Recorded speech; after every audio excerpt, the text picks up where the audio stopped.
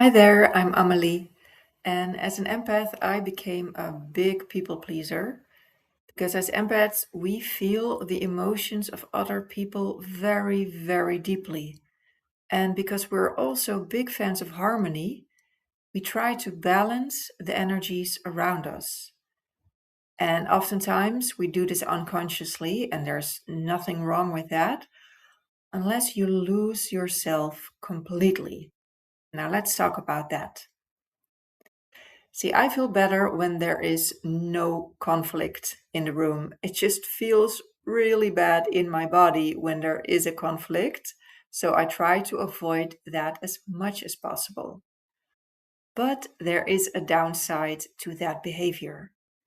Because when you always stay silent to avoid conflict, you also swallow your own anger and you lose your own boundaries.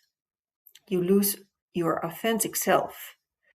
And eventually, your nervous system will say, stop this pattern. This is the wrong way. I want you to be you. You can get all kinds of symptoms or even become sick or completely exhausted when you suppress your own authentic emotions like anger. So, as an empath, it becomes vitally important to get comfortable with being uncomfortable. Not always, but sometimes when it's necessary.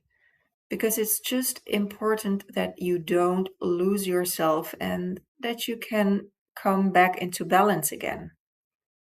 And maybe your pattern also was to be that angel who was always positive. And maybe you also got praise for that.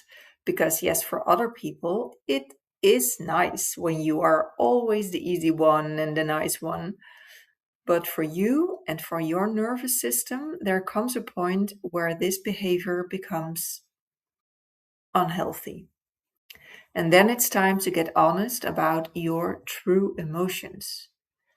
And the first step is to get honest with yourself. For instance, what do you really feel when your friends don't text you back for several weeks or even months? Or what do you really feel when your spouse makes that particular joke? And maybe you can first sit in a quiet room and just say it out loud to yourself. If I'm being really honest, then, and then you can finish that sentence. Because we are all stepping out of our survival patterns, and always playing the positive angel is one of those patterns. So please hit the like and subscribe button to spread these important messages for empaths.